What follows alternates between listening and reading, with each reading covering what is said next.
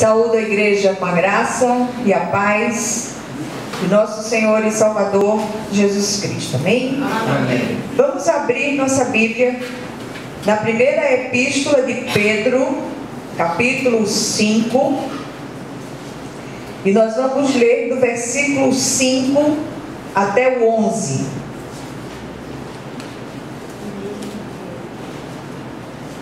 O texto vai um pouquinho mais, mas basta a gente ler até o 11, do capítulo 5 da primeira epístola de Pedro, do versículo 5 até o 11.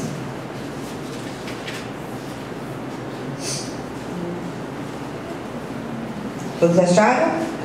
Amém.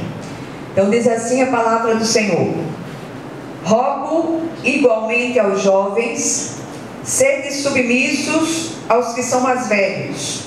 Outrossim, no trato de uns com os outros, cingi-vos todos de humildade, porque Deus resiste ao soberbo, contudo aos humildes concede a sua graça. Humilhai-vos, portanto, sob a poderosa mão de Deus, para que Ele, em tempo oportuno, vos exalte, lançando sobre Ele toda a vossa ansiedade, porque Ele tem cuidado de vós. Sede sóbrios e vigilantes. Diabo, vosso adversário, anda em derredor, como um leão que ruge, procurando alguém para devorar. Resistir firmes na fé, certos de que sofrimentos iguais aos vossos estão se cumprindo na vossa irmandade espalhada pelo mundo. Ora, o Deus de toda graça, que em Cristo vos chamou à sua eterna glória, depois de terdes sofrido por um pouco, Ele mesmo vos há de aperfeiçoar, firmar, fortificar e fundamentar. A Ele seja o domínio pelos séculos dos séculos. Amém. Amém. Glória a Deus. Vamos orar mais uma vez. Querido Deus e Pai celestial, vem abrir os nossos olhos e ouvidos espirituais, de modo que nós possamos compreender aquilo que o Senhor deseja ministrar aos nossos corações no dia de hoje. Que nenhum de nós saia daqui do mesmo modo, mas que sejamos profundamente ministrados pelo Teu Espírito, em nome de Jesus. Amém. Amém. Glória a Deus. Meus amados, a gente tem trazido uma série de palavras, de mensagens nos áudios, nessa epístola de Pedro, essa primeira epístola de Pedro. E são palavras que são voltadas para todos os regenerados de todas as épocas, todos aqueles que foram alcançados pela graça de Deus, foram salvos por essa graça maravilhosa.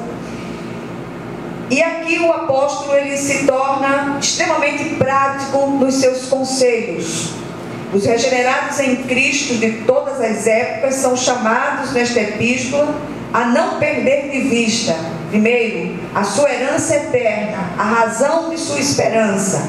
Depois, a andar em santidade e obediência, e a entenderem que, como povo escolhido, são nova habitação espiritual, como pequenas pedras alicerçadas sobre a grande pedra que é o Cristo Jesus.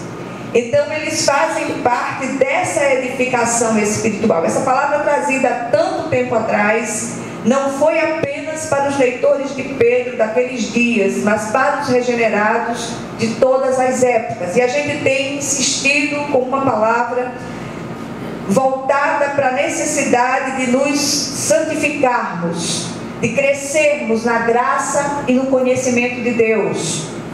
A gente percebe por todos os sinais que estão à nossa volta que Jesus está às portas e nós precisamos fazer uma limpeza nesse templo espiritual que somos nós.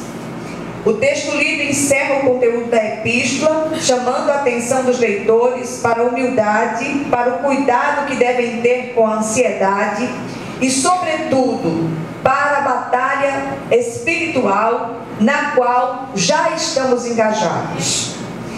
E aí, nesses dias, nós temos percorrido essa epístola, e é interessante que a gente faça uma releitura dela, porque há sempre algo que escapa ao nosso entendimento, mas é importante que a gente leia toda a epístola de novo, fazendo grifos, pedindo ao Espírito Santo que nos dê entendimento para compreendermos isso. Então, a grande pergunta retórica que fazemos aqui é: temos plena convicção do que se operou em nós? Eu acho muito interessante, porque muitas vezes há aquelas jornadas evangelísticas e as pessoas muitas vezes levantam a mão, fazem uma decisão pessoal por Jesus, movidas por um emocionalismo, e aí a gente para perguntar: será que todas aquelas pessoas tiveram a verdadeira convicção, aquelas pessoas perceberam aquilo que verdadeiramente receberam em Cristo Jesus? Será que nós aqui entendemos aquilo que temos em Jesus? E fica essa pergunta no ar, que da resposta a esta pergunta vai depender do nosso posicionamento espiritual: vitoriosos em Cristo ou irremediavelmente derrotados. Quando nós somos alcançados pela graça de Deus, começa um grande trabalhar do Espírito no nosso coração, para que nós sejamos santificados. Você só é santificado de uma vez se você receber Jesus hoje, e hoje o Senhor lhe chamar. Então Ele completa a obra e você vai embora. Mas se você permanecer aqui, do lado de cada eternidade, nenhum de nós está pronto. Todos nós estamos sendo trabalhados por Deus. Se já experimentamos o poder restaurador de Deus mediante a morte e ressurreição de Cristo, pela ação do Espírito Santo, somos vitoriosos, pois já recebemos o perdão dos pecados, a libertação do império das trevas. Nós tivemos a oportunidade única de ter a nossa vida zerada. Então já estamos andando em plenitude e abundância. E quer vivamos, quer morramos, quer sejamos curados ou não, quer tenhamos recursos deste mundo ou não, quer sejamos perseguidos ou não, como foi a oração ouvida pela nossa irmã Natália, perseguidos ou acolhidos, em Cristo somos mais que vencedores. Amém. Há uma força que vem do nosso interior, e essa força não é uma força impessoal, essa força é uma pessoa, é o Espírito Santo de Deus, que muda radicalmente a nossa história e nos conduz sempre em triunfo. Repito, quer morramos, quer vivamos. E o apóstolo Pedro aqui, ele finda a sua epístola trazendo 4 conselhos oportunos para a saúde espiritual dos seus leitores em todas as épocas. É preciso que nós acatemos esses conselhos, ouçamos esses conselhos, meditemos nele e nos abramos para um agir do Espírito no nosso coração, para que verdadeiramente nós possamos andar em novidade de vida. O primeiro conselho: os regenerados devem praticar a submissão e a humildade. Da mesma forma, jovens, sujeitem-se aos mais velhos. Sejam todos humildes uns para com os outros, porque Deus se opõe aos orgulhosos, mas concede graça aos humildes. Submissão às autoridades constituídas, tanto no âmbito do lar, da sociedade, quanto espiritualmente. A falta da submissão horizontal é um reflexo da falta da submissão vertical ao Senhor. E eu vou explicar antes que vocês me apedrejem, porque hoje a gente não pode falar em submissão aqui, senão o povo fica tudo abispinhado, querendo ter um troço. Então, em tempos de autonomia, como a gente tem vivido, talvez este seja um dos conselhos mais difíceis de ser acatado. Quando eu subo neste lugar, eu subo neste lugar debaixo de um véu. Não é a igreja do véu que eu estou falando, mas do véu da autoridade do meu marido.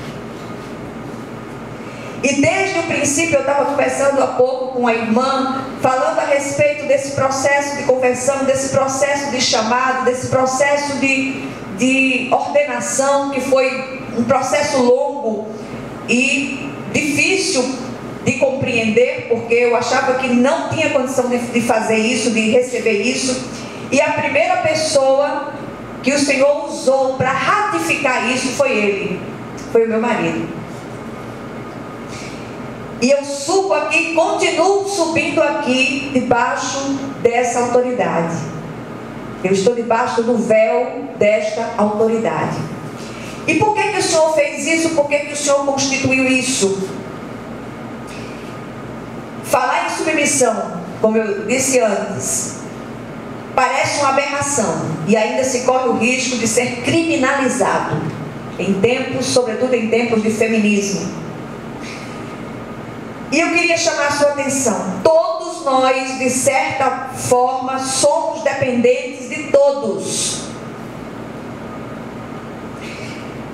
Quer aceitemos isso ou não. Não somos ilhas ambulantes.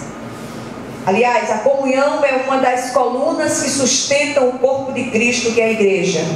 O sentimento de autonomia, ele é ancorado por um pecado tremendo chamado orgulho, que é o carro-chefe de todos os demais pecados. O orgulho derrubou um querubim ungido, e ele foi expulso do céu e se tornou o grande inimigo de Deus. O sentimento de autonomia é ancorado por esse orgulho, e por isso nós somos instados aqui a submissão e a humildade. Mateus 5,3 diz: bem-aventurados os humildes de espírito, pois deles é o reino dos céus.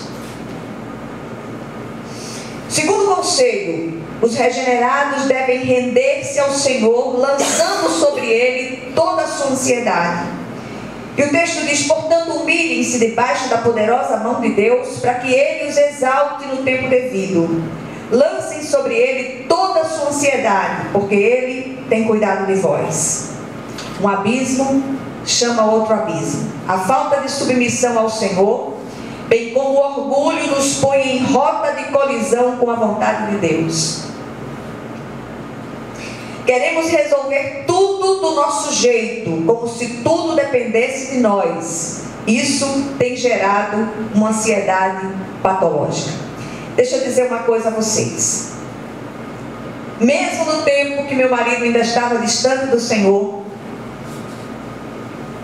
a autoridade de cabeça estava sobre ele. E o Senhor, ele usava tremendamente, ele nem sabia que estava sendo usado por Deus. E de repente eu tinha uma dúvida, eu perguntava algo ao Senhor, e o Senhor colocava a resposta na boca do pastor Malta. E foi assim que o Senhor foi me ensinando, foi domando a minha inquietude, e o meu jeito sempre estabanado, meio autônomo, mas o Senhor foi transformando isso. E aí você olha para mim, você me vê muito elétrica, fazendo muitas coisas ao mesmo tempo, mas todas essas coisas feitas são debaixo deste véu, desta autoridade. E aí Jesus e Paulo falam sobre este assunto. Ele diz o seguinte: pois todo aquele que a si mesmo se exaltar, será humilhado, e todo aquele que a si mesmo se humilhar, será exaltado. Não andem ansiosos por coisa alguma, mas em tudo, pela oração e súplicas e com ações de graças, apresentem seus pedidos a Deus. E a paz de Deus, que excede todo o entendimento, guardará os seus corações e as suas mentes em Cristo Jesus. Amém. Olha que coisa interessante. Nós somos instados aqui a dominar a nossa inquietação, a colocar as nossas inquietudes lançadas sobre o Senhor, e mais do que isso, já apresentar ao Senhor as nossas petições com ações de graças. Sabe o que isso significa? Significa que quando eu agradeço de antemão, eu estou crendo, eu tenho plena convicção daquilo que o Senhor está realizando naquela situação. Amém? Terceiro conselho: os regenerados devem manter o equilíbrio, a vigilância e a fé. Sejam sóbrios e vigiem. O diabo, inimigo de vocês, anda ao derredor como leão, rugindo e procurando a quem possa devorar. Resistam-lhe, permanecendo firmes na fé, sabendo que os irmãos que vocês têm em todo o mundo estão passando pelos mesmos sofrimentos. Uma vez submissos ao Senhor, com o coração humilde diante dele e lançando sobre ele aquilo que nos inquieta, nos manteremos equilibrados, vigilantes e cheios de fé. Uma das áreas mais difíceis de serem tratadas é a área complicada dos temperamentos. Porque tem aqueles que são raciados com o crente Gabriela. Eu nasci assim, eu vou morrer assim. Não, nós fomos alcançados, transformados, lavados e remidos pelo sangue de Jesus, para que nós andemos em novidade de vida. Tem coisas no nosso temperamento que precisam mudar, sim. Há coisas que vão permanecer lá, mas tem coisas que nós precisamos mudar.